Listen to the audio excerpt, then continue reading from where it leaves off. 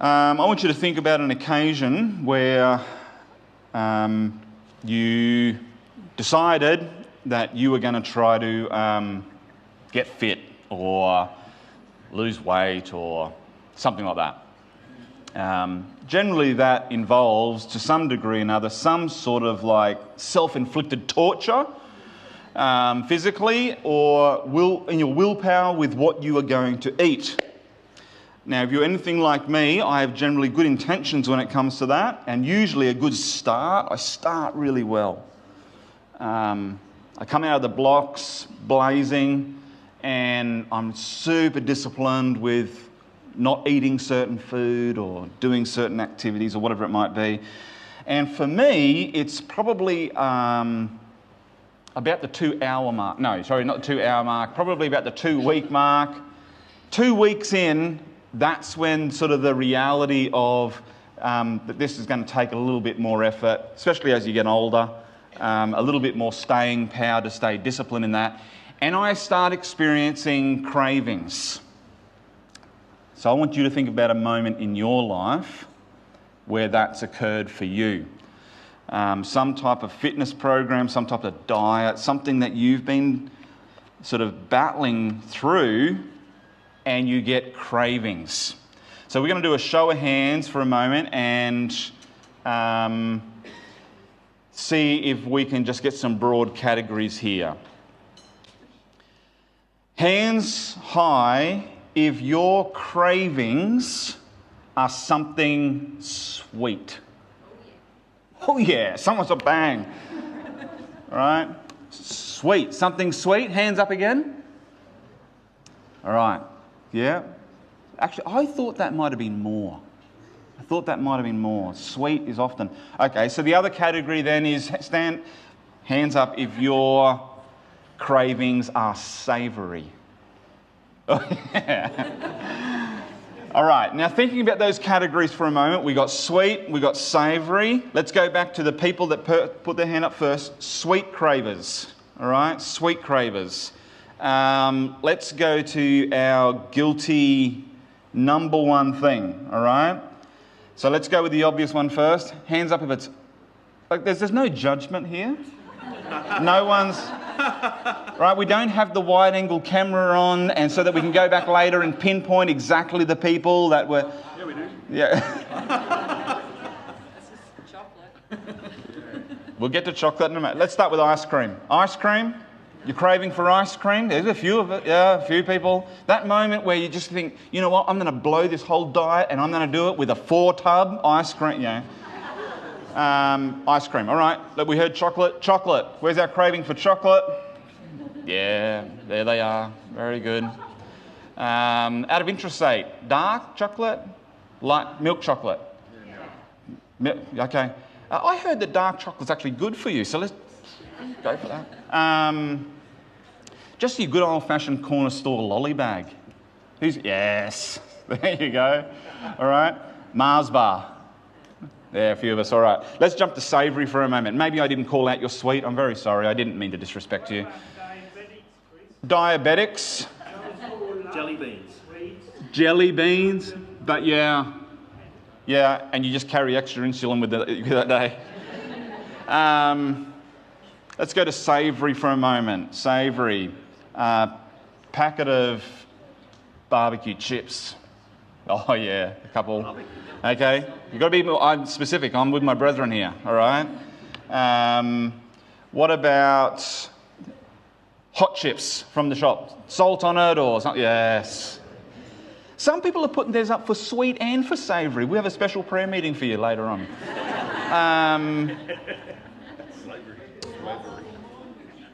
All right, let's go with sausage roll. Sausage roll from the or a pie, from the bakery, something like that. Yeah. I tell you the thing that I crave most often when I'm trying to be really dedicated with my food is just a nice slice of white bread. Like just, especially fresh cooked white bread. When Kath and I were first married and we moved to Tasmania, these things were all the rage 20-something years ago. In Tassie, I got down there and we met these people and eventually had to cut ties with them. They were just toxic people. They introduced us to a bread maker. And I reckon I put on like 5 kilos in 3 seconds. Bread makers, you think, this is awesome. Chuck the ingredients in and get it going the night before. You'd wake up in the morning with the smell of freshly cooked bread. Just, oh man. All right, I want to finish church up right now. Let's go. Bakery. We'll find a bakery that's open. Fresh bread, bit of golden syrup. I'm a Queensland boy. Golden syrup on fresh bread. Couldn't get much better. I take comfort in the fact that as I read through the story of the Old Testament in particular and the New Testament, I just hold myself to the fact that I must be fairly close to the Lord because I love bread so much. Or it could be a huge downfall for me. I want to trace a story that bread plays a significant part of, and it starts back in the book of Exodus. So if you grab your Bibles and turn to the book of Exodus, and we're going to trace through the beginning of a story and the foundations of something that is going to carry all the way through the narrative of the Bible, and help us see something significant, I hope, this morning. So let's just set some context for a moment, and we're going to pick up the story of Israel. We've heard a bit about Israel this morning already. Israel were in a position where they were in slavery, and they were in slavery in the nation of Egypt, and they were a slave nation. They lived there. They were given land to live in. They could farm themselves to a certain degree if they had the time, but in general, they were the labour force for the Egyptian powerhouse. So think of all the great construction that took place through the Egyptian sort of eras, and a lot of that happens on the back of slave nations, among which Israel was one of them. And so they were there for 400 years. 400 years in slavery as a nation and working for the Egyptians. Of course, they didn't want to be in that situation. They were calling out to God, crying out for salvation, and eventually God says, I've heard your prayers. I've heard your suffering. I've seen it. And he raises up Moses, and Moses, under God's direction, leads them back towards the promised land. So, you got that picture in your mind? What occurs on this journey, though, are a series of obstacles, series of setbacks for the nation of Israel as they travel back to the promised land out of slavery. One of the things was food. You might have been thinking about big ones like the Red Sea, right? Big obstacle to get past. Of course that was. It wasn't a big obstacle for God. He just got Moses to wave his stick around and the water opened up and he said, there it is, there's the pathway, go through. There are a bunch of obstacles on that journey. One of them was food. In fact, it became the recurring obstacle all the way through it. If you read through the narrative from Genesis and Exodus and onwards, you read how often that the Israelite people began to grumble and they began to complain. They've been liberated from slavery. They're being sent to the land that God had promised them, and they whinged and complained and moaned and bellyached the entire time. In fact, there are a few occasions where they turned around to Moses and said, Moses, we've got no onions here. They're concerned about onions. We want to flavour our food a little bit better. At least we had onions in Egypt. Now get that, 400 years slave labour. And they say, we had onions though.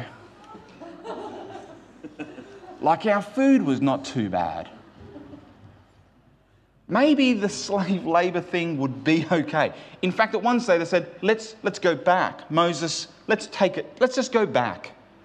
We had onions there. All right? We had leeks there. We had herbs there. We had things to flavour our food. They were hungry. Now, of course, it would have been hard getting enough food to serve that many people for 40 years wandering in a desert. And there were many occasions where they were physically, they had no food left. They were wondering where that they would get their food from. How would they survive? And they, of course, complained. So God gives them something.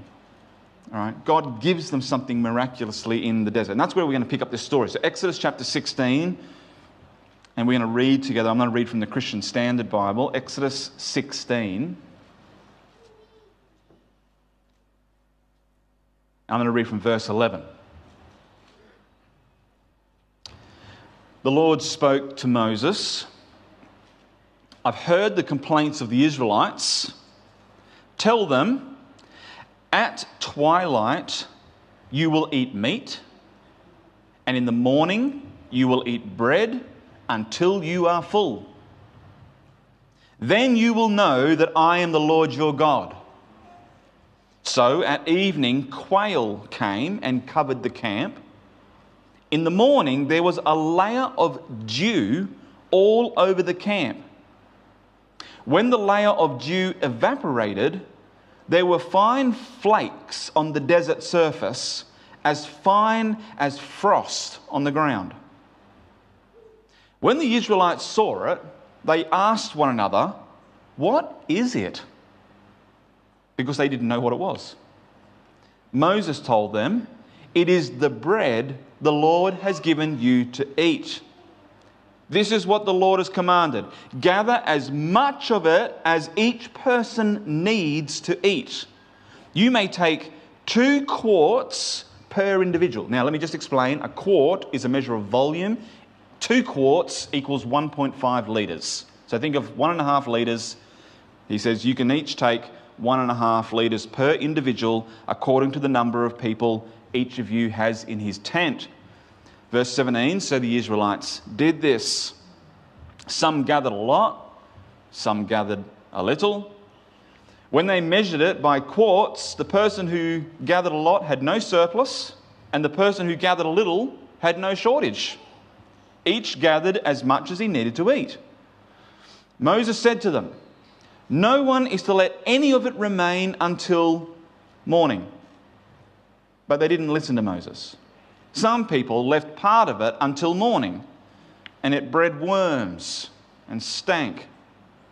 Therefore Moses was angry with them. They gathered it every morning.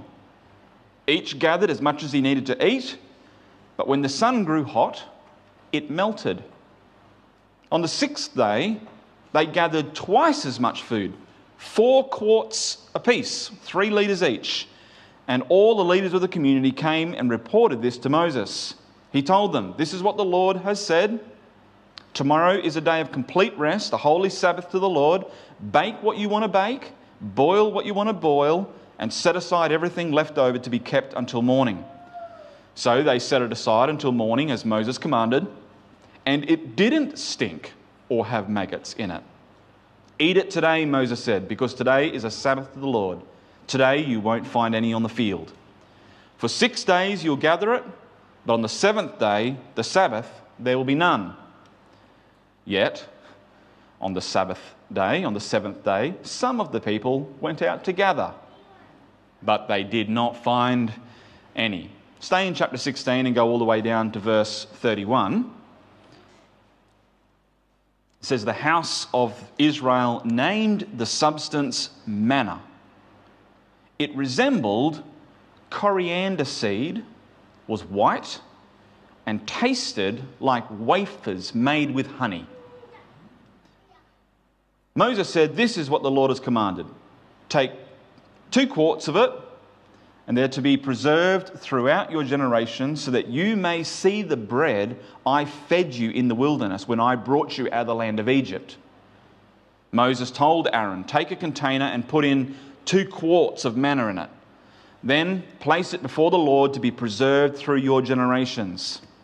As the Lord commanded Moses, Aaron placed it before the testimony to be preserved. The Israelites ate manna for 40 years until they came to an inhabited land.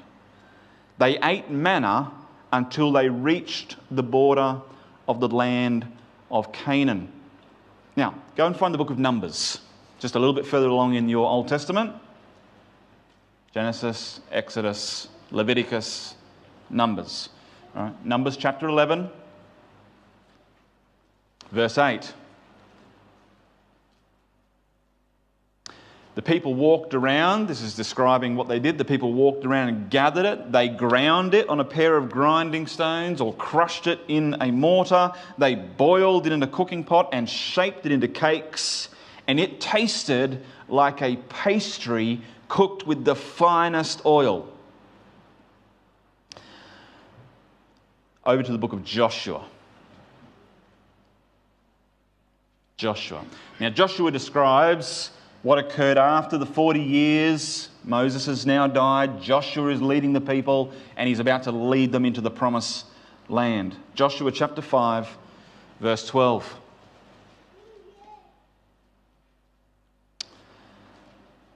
And the day after they ate from the produce of the land, the manna ceased.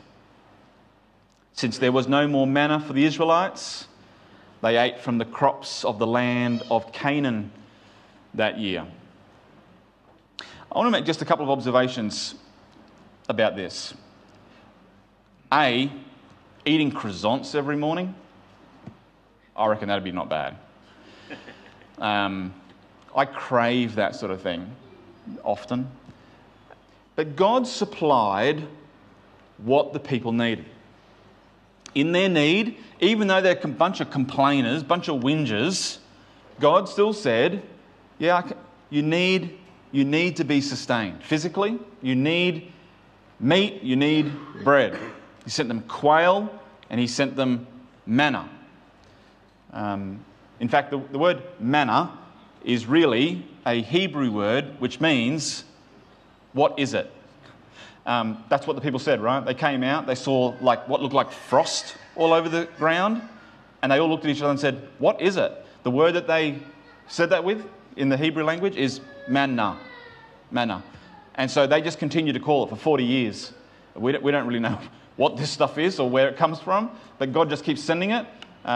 It's called, what is it? That's what they called it. God supplied them something. They didn't know really what they would needed even really what it was. But God just kept on supplying it for them. So the first thing I want you to take out of this is the fact that in our need, God was showing the Israelites, and I think he showed it for us in how he's recorded it. In our need, God supplies what is required. Okay? He is the Hebrew way of naming. God has lots of names. Only one true name, but there are lots of names which describe attributes of him. One of them, quite famously in recent times, because someone wrote a song about it, is called Jehovah Jireh, right? My provider. And that's what God was showing his people. It's what he shows us, even in a story like this. Of course, when Jesus spoke to the crowds, he said, man shall not live by bread alone, but by every word that comes from the mouth of God. God was able to riff off his own provision in that sense. He was able to take his own act of a miracle and later on in time say, but listen, you need much more than just bread every day. I mean, Jesus asked us to even pray like that. The Lord's Prayer, right? Give us today our daily bread. May very well have been, for an Israelite, for a Jewish person that heard Jesus teaching that, one of the things that would have come to mind, our daily bread. Our daily bread is what happened. For 40 years, God showed up every morning. Here's your daily bread. All right? God is our provider. God is the one who sees us in our need and says, I understand what you need. We can grow awfully concerned about our daily needs, don't we? And for good measure. We live in a world with high costs. The sort of life where we're sort of trying to approach and go, what have we What do we have? What are we able to gain? What do we need? Jesus, of course, told his disciples, hey, don't worry about all of those things. Seek first the kingdom of God, and all these things will be what? Added to you, right? There's a sense where our brother Rolf this morning, thank you so much, mate, for, hey, fix your eyes on Jesus. Fix your eyes on Jesus. I love that encouragement. Just fix your eyes on Jesus. And of course, the skeptical part of us just says, well, you've got to work. You've got to eat. We can't just all sit around like monks every day looking at Jesus. I don't think that's what that verse is talking about. But even then, Jesus says, hey, seek first the kingdom of God. Fix your eyes on me. And there is a God who is a provider. He'll add these things. He'll bring what's required. Maybe not what we think is required. Maybe what we desire all the time, but certainly what is needed. The other thing that I think I wanted to bring out from just this part of the Old Testament story is the fact that God often just provides what is needed for the day. All right? He made it very specific to the people. Go out and collect 1.5 litres per person. Go out and just get what is required for you to eat for that day. God is in the business of providing what we need for the next step. And that annoys me sometimes, I have to be honest. Maybe it does you. I'm the sort of person that kind of wants to know what the whole plan is. All right? I like the fact that you are a lamp unto my feet. Can it please show me more than just the next step? I like the fact that you'll supply what I need for today, but I wouldn't mind knowing what I need and for you to supply that. I don't mind stockpiling that a little bit. I'm a planner a little bit. I like to stockpile things. That's for a rainy day type of situation. But it's interesting, isn't it, that when God provided the bread, the manna for the people, He gave it to them. It spread out on the ground. He said, just go out and get what you need for today. And they said, yes. And then they took 3 litres worth. Probably the people a bit like me. I would have been one of the people when the bell rang and said, that's enough for today, everyone come home. I would have been just a couple of minutes more. I'll get a little bit more here. You never know. And then, of course, the people who did that, maybe they were just trying to save themselves a trip tomorrow. I'll just go and collect every second day. And then I won't have to get up early in the morning because I like my sleep in. And I won't have to collect tomorrow. I'll take twice as much today and just work every second day. And whatever it was that they'd gathered and put into their jars, ready for the next day, they opened it up and it was maggot-ridden and stunk. It reeked. Exactly what was needed yesterday was not what was required for tomorrow. Okay? It was a daily coming to God's provision that was required. It was, I need the bread of God every day. That's good. Okay? Now, I'm sure that we could stretch that analogy too far, but I don't think it's out of the stretch for us to say this morning, we can treat our spiritual walk with God a bit like we're junkies. Like, shoot up on God today, and that's going to get us through until the next time. Like, get our spiritual high today, and if that can make me stretch, and then maybe I can get enough of Him next week, or maybe I can do it at a conference. For those of you at men's conference, come along, it'll be fantastic.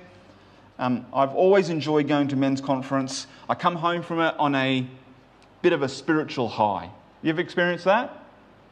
Maybe if you're a woman here, you haven't done that at men's conference, but if you've been to a really great conference, or maybe it was just like a brilliant Sunday morning that we gathered together as a church. Let's be honest, some Sunday mornings you get here and you're just like, man, that was awesome. And other Sundays you can just go, it was pretty good. It was all right. It changes from week to week. And that's no reflection on the talents or the skills. It's just often a reflection of our own hearts, if anything. But you go to a really great experience, like a conference or a church service or something, a prayer night or something that just sort of like, man, you walk out buzzing. I'm on fire for Jesus. And then you start thinking, I can't wait for the next conference. I can't wait for the next men's camp or the next ladies' retreat, or I can't wait for the next special prayer night. And we think that having one meal every few months will sustain us. It won't. Every day, God says, come back and get your bread. I'm the one who gives it. Every day. Come out in the morning. All right, if there's ever an argument for getting into the Word of God first thing in the morning, this is it. Come out every morning. Just taste and see that the Lord is good. All right? It's like fine pastries baked with honey.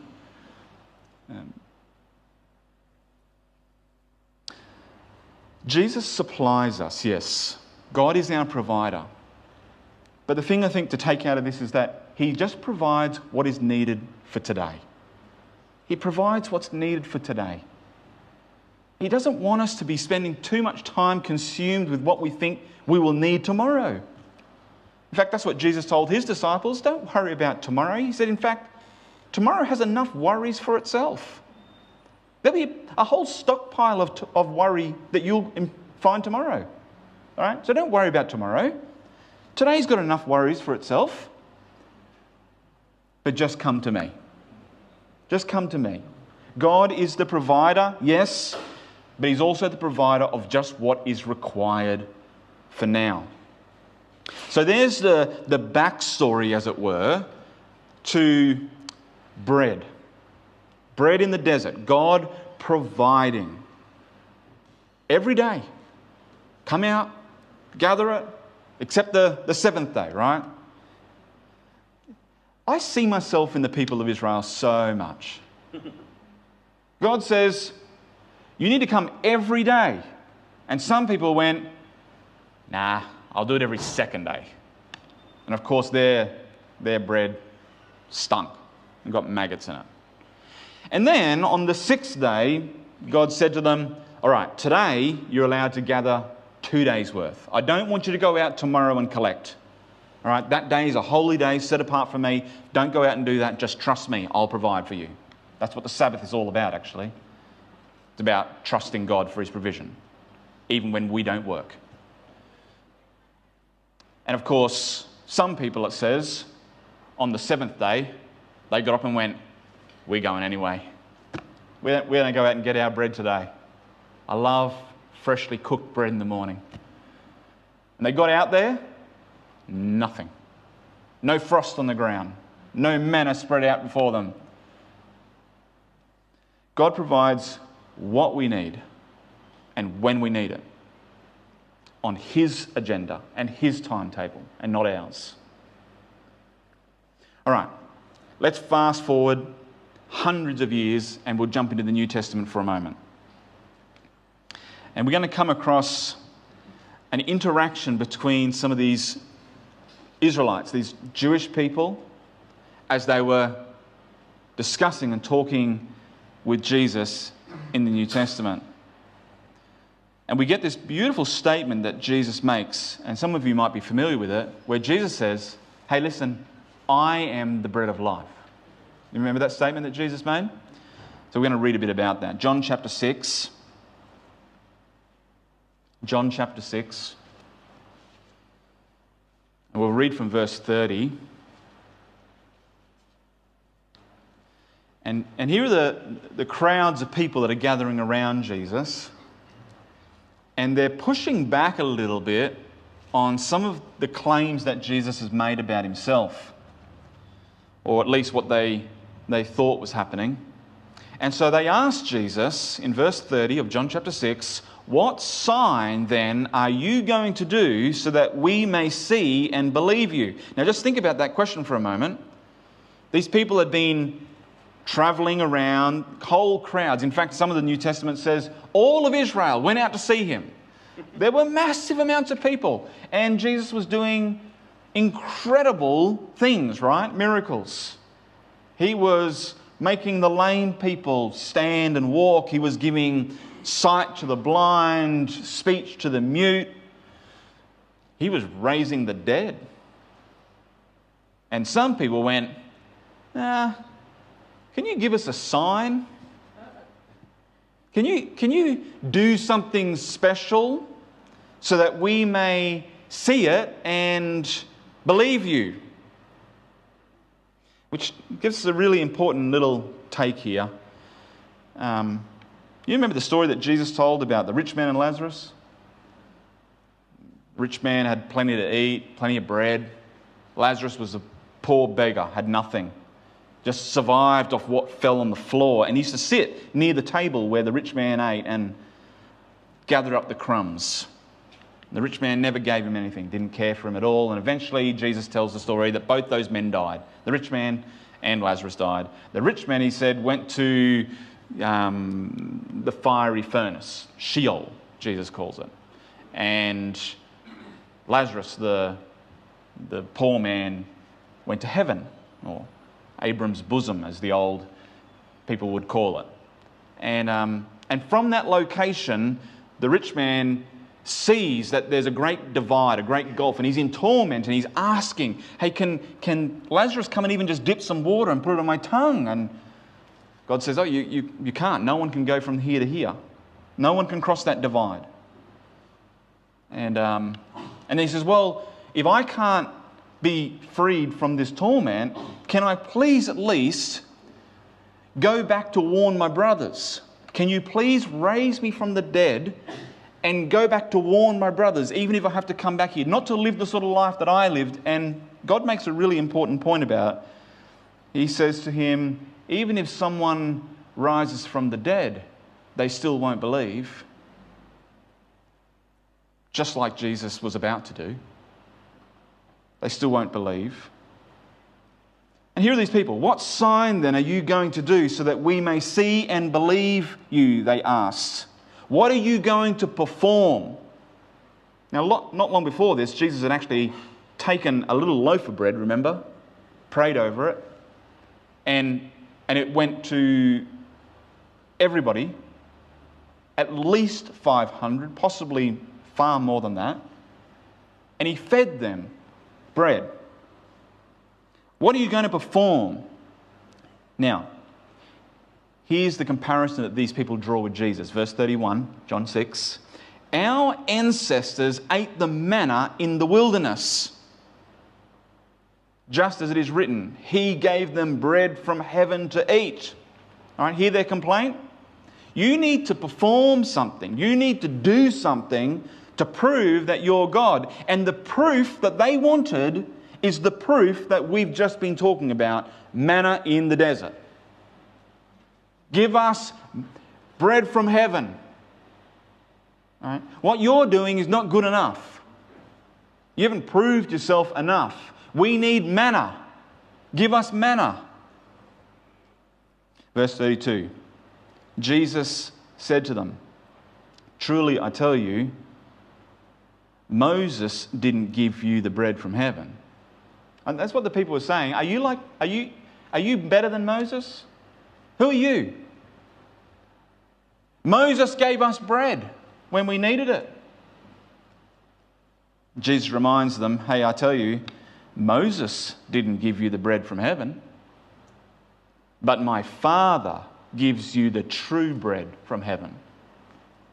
For the bread of God is the one who comes down from heaven and gives life to the world. And then they said, sir, give us this bread always, right? This is a bit like the Israelites who said, I'm just going to go and collect once and then I won't have to go out tomorrow. Just give us this bread and then we'll be happy. Verse 35. I am the bread of life, Jesus told them.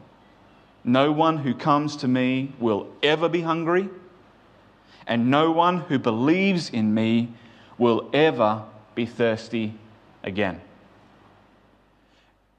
God is our provider. We saw that in the story of the manna. And He provides just what we need. Just what we need. No more and no less. And now here is Jesus, and He points around to the crowd that are still looking for God to do some type of show. Perform something, they say. And don't we do that to God sometimes? Don't we look at God and just say, well, God, you need to perform. You need to do something, right? You need to prove yourself into this situation. You need to meet me in this. You need to... Jesus says to them, hey, listen, maybe you're looking in all the wrong places. It wasn't Moses that gave you the bread. It's God.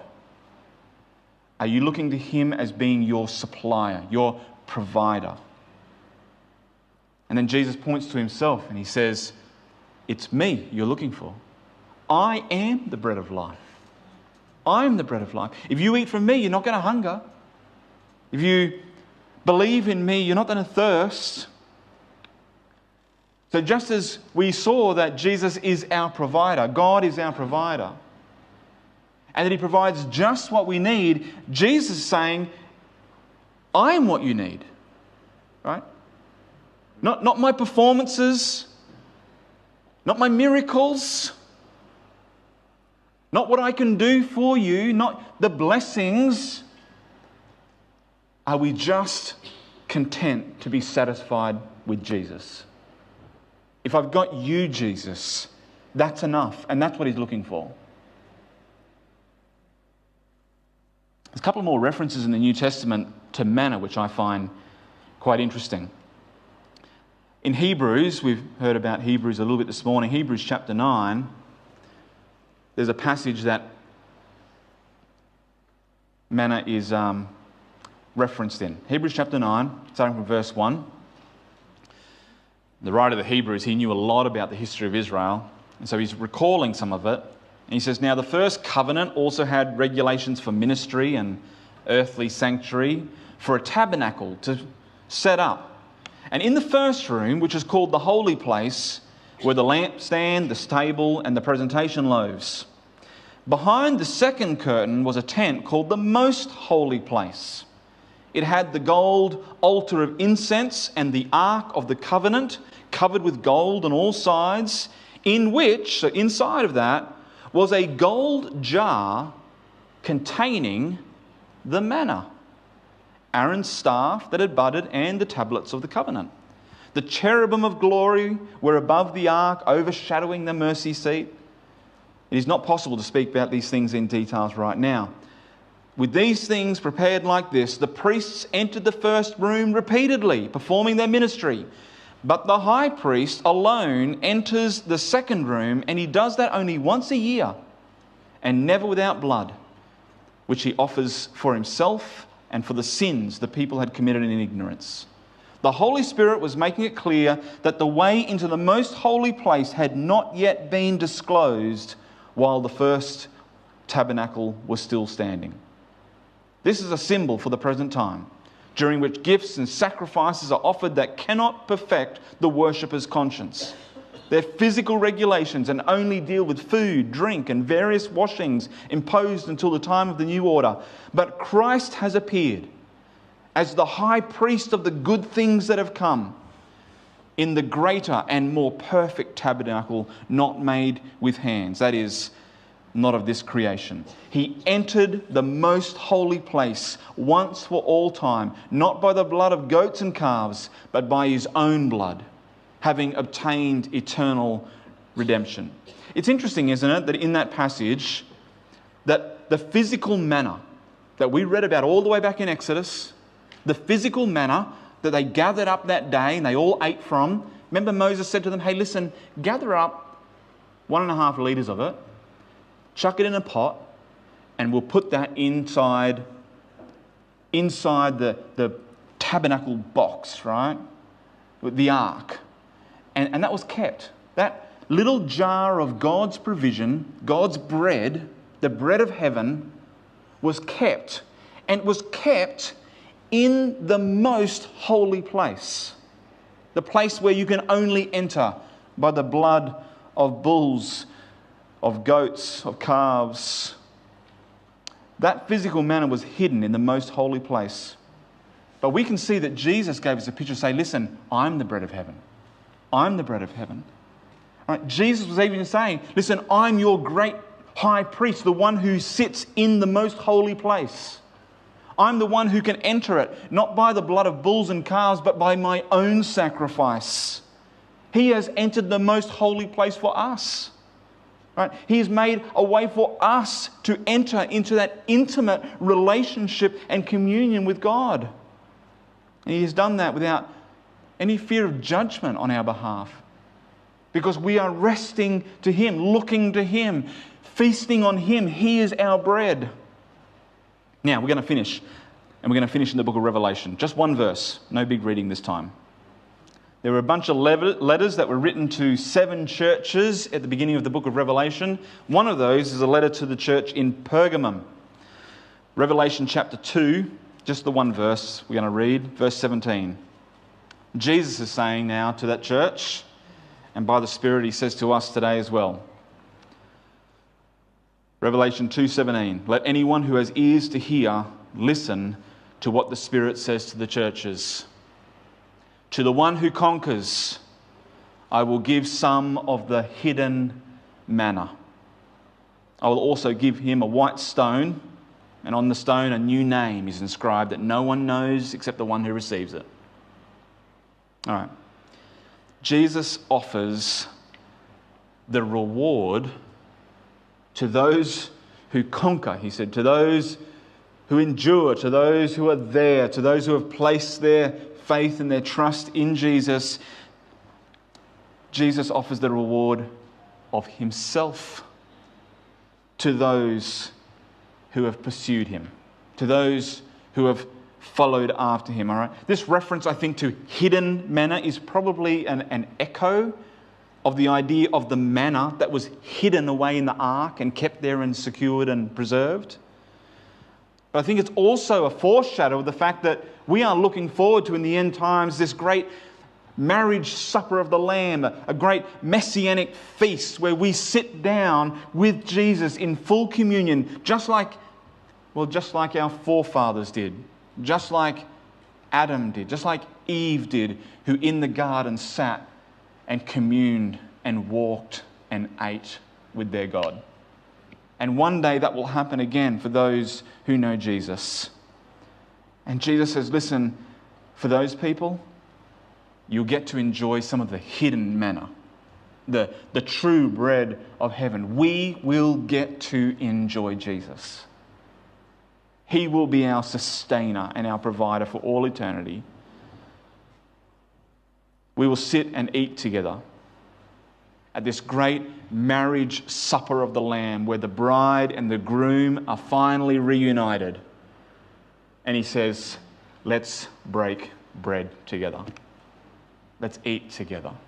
What a beautiful picture. We're going to do that now as we close off our service. I'm going to invite you to come forward. And I think, are you going to sing one song? Are we doing that? Or there'll be some music playing in the background. But as we're doing that, I want you to come forward. And we're just going to take, unfortunately, I don't have freshly cooked bread for you this morning. You know, just for those of you who like to be free of gluten. We've got bread, crackers. It doesn't really matter what the symbol is here. Rice crackers. We've got a cup. We're going to take the bread, the same bread that Jesus sat really with His disciples that night before He died. And He said, let's break bread together. And He says, this is my body broken for you. Take it and eat it and remember me. So that's what we're going to do this morning. We're going to take some of the bread and the juice, and we're simply going to come and say, Jesus, we look to you. We remember you. We worship you. If you know Jesus this morning, then I invite you, come to the table.